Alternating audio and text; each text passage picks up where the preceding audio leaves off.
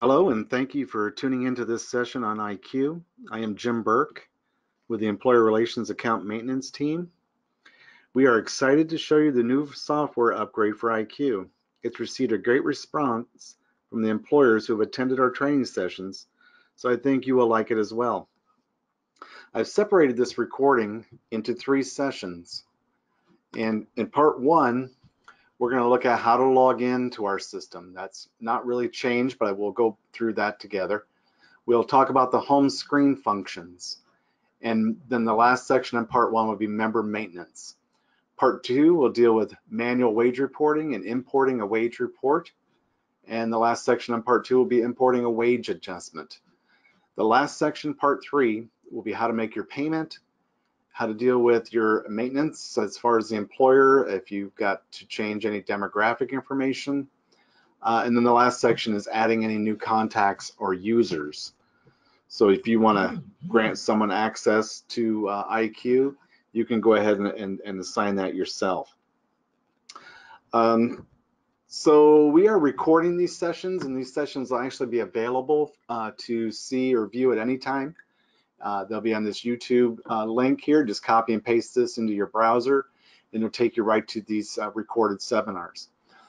We are also updating the 2018 IQ user guide.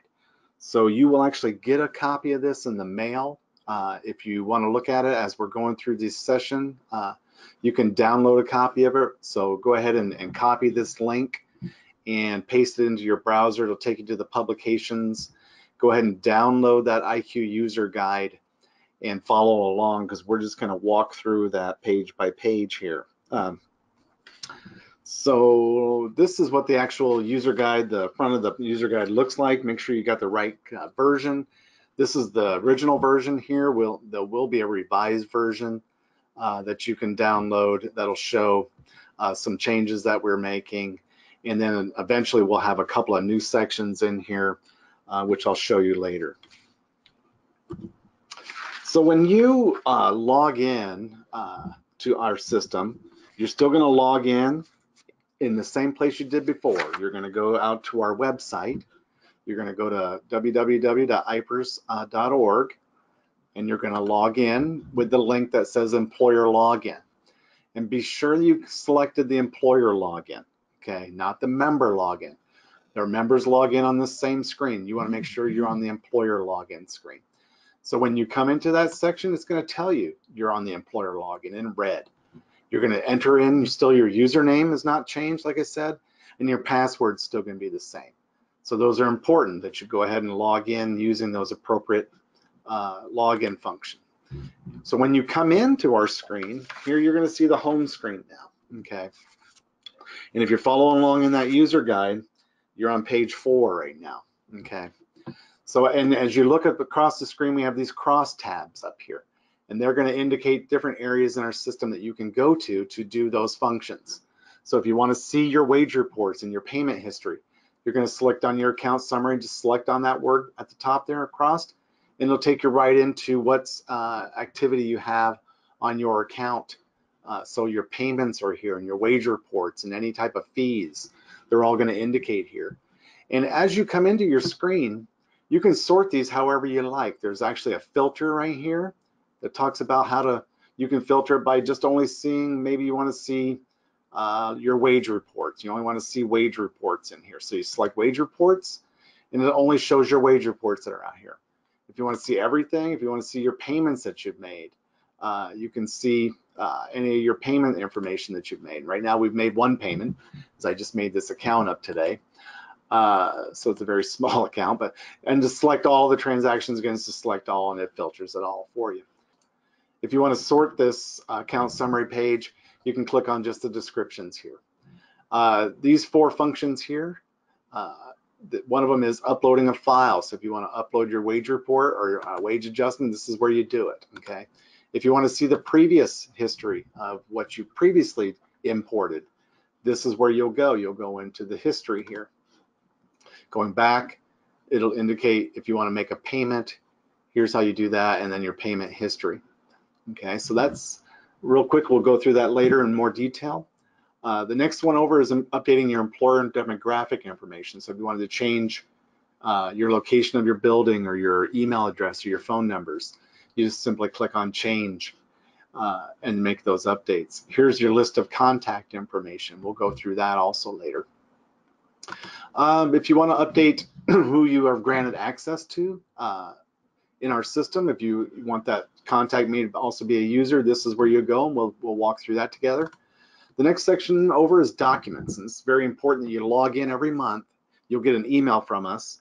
You want to log in to our system once you get that email and go out and get your monthly statement. And you want to open that up. So just by clicking on the word monthly statement and print that off. You want to make sure the charges out here are accurate and the payments are reflected. That you don't owe us anything and we don't owe you anything. So this is how you want your account to appear.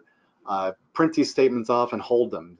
We definitely keep them for a couple of years out here in the documents, but you want to keep those statements for your auditors. The next section over is your roster, and we definitely want you to maintain your roster. If you're somebody that manually reports it, you're going to have to manually update. If you manually report your wages, you're going to have to manually update your roster. If you're someone that doesn't import, your roster is updated automatically for you. So this is just a list of some people that I've made up here that work for this city. But you'll have a list of all your current employees and any previous employees, and you're going to want to look through that list and make sure you've only got your active or your current employees. If you've got somebody on here that is terminated maybe a while ago, update that information for us here. This is where I ask you to do that. The next column over is generate a remittance coupon. If you click on that, you can actually request this coupon to come along with your check. So if you're someone that pays by check, you're going to want to print off this remittance coupon and submit that with your remittance, with your check, okay, so that we know what to apply that to the correct account. The very last column deals with meetings. And if you select that right now, this section is not available quite yet. It will be here this spring, and we're looking forward to this because this is how you register to come to our training sessions that we want you to come to. So definitely this section will be out here. You can self-register for our new reporting official training that we offer twice a year, and we also do an annual update, and we'll have those sessions available for you to register, and it'll save us a lot of time and you a lot of time, and you'll get that automatic registration confirmation, and you'll be able to schedule your sessions. So that's how, if you click back on this home functionality here, take you right back to the home screen, you'll see these quick links down here. And these are basically follow right along with these horizontal links. They're just another way for you to move around in our system. Down here in this lower left-hand corner, we'll walk through this later on too, but this is how you update your EFT bank account information. And if you prefer to have email as your delivery preference or US mail, this is how you change that. The message center is not available either at this time, but this is an area we're very excited to offer here soon. This is where you can share confidential information, excuse me, like a wage information. If we're going to go ahead and perform a compliance review with your entity, we're going to ask you to drop your payroll information in there, that confidential information we want you to share with us. So that section is going to be very important for communication back and forth in a confidential manner. So we're looking forward to that. The news and alerts hasn't changed. It's still the same as what you had in our current system. This is just informational to let you know if there are any changes coming up. So that's kind of the home screen in a nutshell, but we're going to walk through now. You should be on page number 5, where you can update your security questions and your password. So every 60 days, you're still going to be required to update your password automatically. You'll log in and it'll take you right to the password change functionality, and it will then allow you to change your password automatic. But if you want to change it before then, you'll come up here in the upper right hand corner and find your name, whoever's logged in. In this case, it's Fred Fund. If I just select that name, you can see there's a couple options here to change. You can put your picture in there if you want, but there's an option here to change your password and change your security questions. Just select that and walk through it. Our user guide will walk you right through those changes. So that's how you update your password, by just basically changing your password here. We're not going to go ahead and do that. We're going to move on. We're going to now show you how to add a new member. So if in order to add a new member, we can select either this quick link right here. It says view update member information. I've always used these cross links up here at the top, but it says view update member information. So select that. It takes us back into our roster again. And if we wanted to add a new member, we simply select the add new member button. Okay.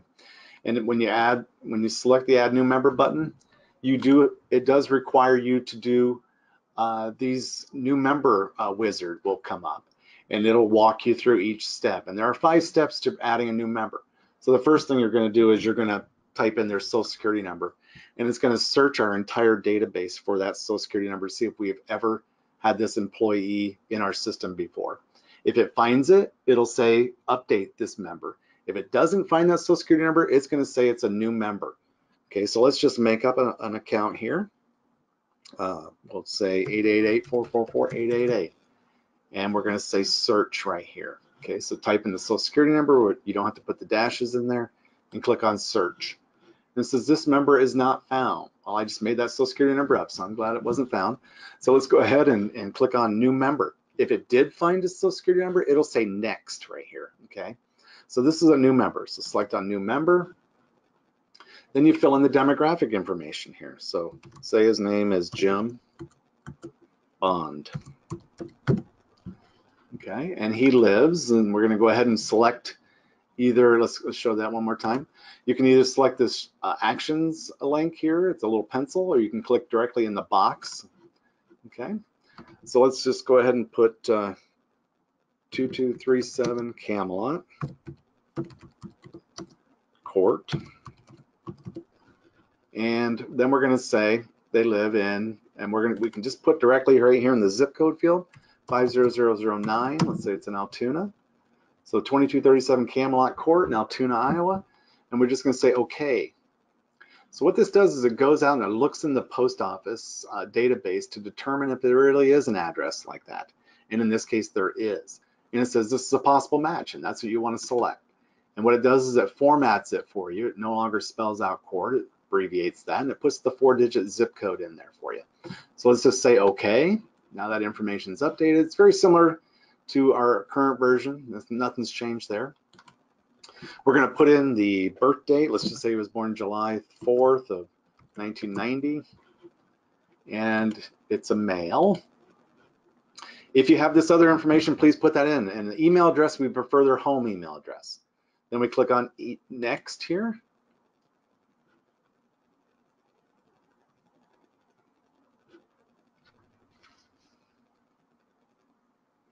And what will come up next now is the employment information. So what do they do for you as the city? Well, let's just say they're a police officer for you. And they started on, let's say they're starting on 10/1. Okay. And then leave all the rest of that blank. City of Pensions, a monthly agreement. Basically, we monthly report. You're going to put their first date of employment in there is 10/1 of 2018 and click on next. Gives you one last chance to look this over. So here's the individual employee demographic information and their employment information. If that all looks good, you hit confirm. If there's a problem, you'll hit back. So we are going to go ahead and confirm it. So it's enrolling that individual, and here he is now, Jim Bond, on our roster. Okay, so he's a police officer. He starts 10/1. So as you walk through the guide, we've gone through all the way up now to page 14, and we're going to look at now updating an existing member. Okay, so let's just say on Jim Bond that we just entered, we had entered in the wrong date of birth. We noticed it later on. We're like, oh, we've got the wrong date of birth in here. So what we want to do is find him on the roster, and we can do it a couple different ways. Again, your roster is going to be really large. So in order just to find only the Bond, you can start typing in the search box here, Bond, and there he is. So as it'll find anybody with the last name Bond. And in order to get that back out of there, you click on the X if you want to see all your people show back up again. And if you only want to see the Bond, type in Bond, it'll search, it'll bring up just the Bond. Now you want to go under this where it says actions. And as you look at, you're going to look at page number 15 at the top. If you click on actions here, you have 3 options. You can add a new employment record.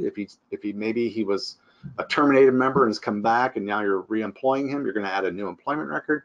If there's something wrong with his current, maybe you want to terminate him, you would click on employment details and we can update that here shortly. But we want to look at employee information. So let's select employee information. And we said his date of birth was wrong. So let's go in here where it says change, and we're going to select the date of birth, and it was actually 1991. Okay. And then we're going to select the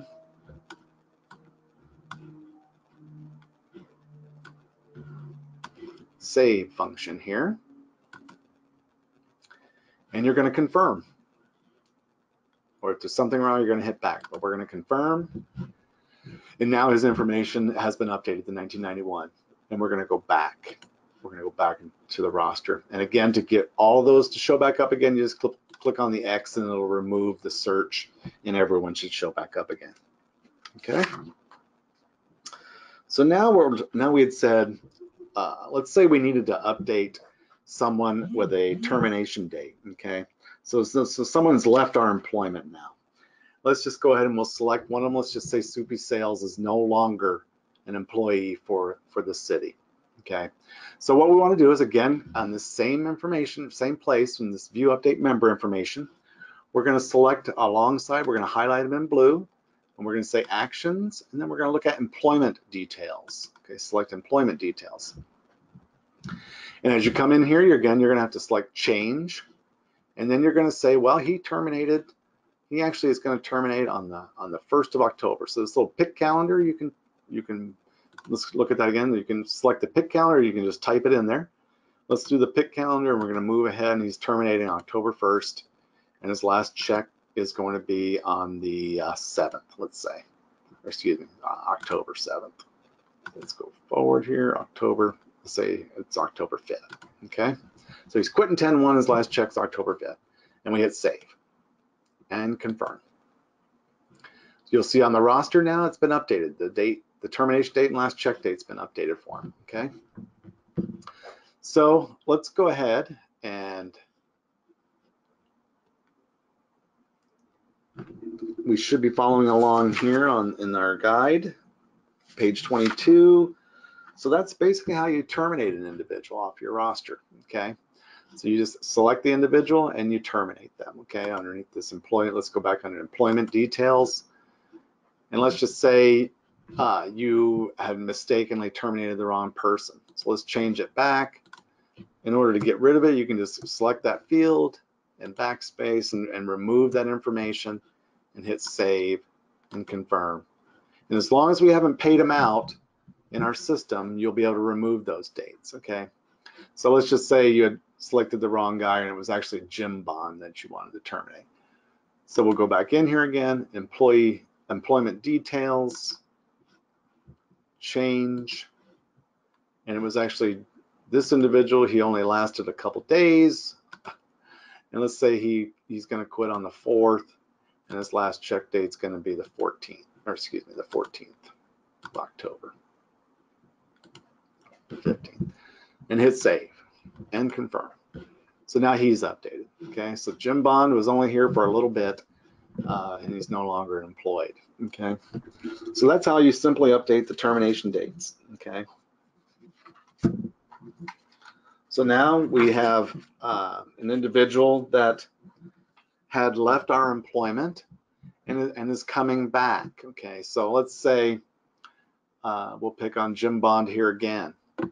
Let's say he is no longer a policeman, but let's just say he's come back now as a regular class employee. Okay, so again, you could filter it up here, or you could select this actions link along his name, and you could say add new employment record. Okay, and again, we're under a monthly agreement. We're going to click on continue, and we're going to say that he is a regular class employee, but you could choose whatever he does. Maybe he's a firefighter, but in this case, we're saying he's regular class. Okay, 01.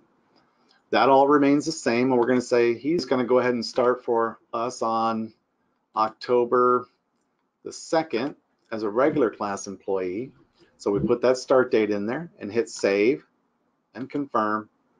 And now he's in here again, and we can sort this a couple of different ways. Again, we can say let's Let's just sort it by name. And you can see Jim Bond, he was a policeman on, he started October 1st and he's quit October the 4th. And he's actually was hired in as a regular class employee October 2nd. And so now he does a couple different things for us. So that's how you update if you wanted to add a new employment record for an individual, okay?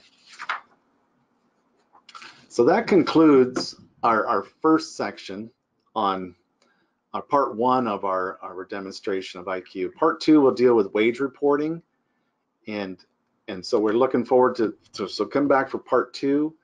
If you don't, here's how you can get help. If you do have questions, you can go to our user guide. Like I said, download that user guide.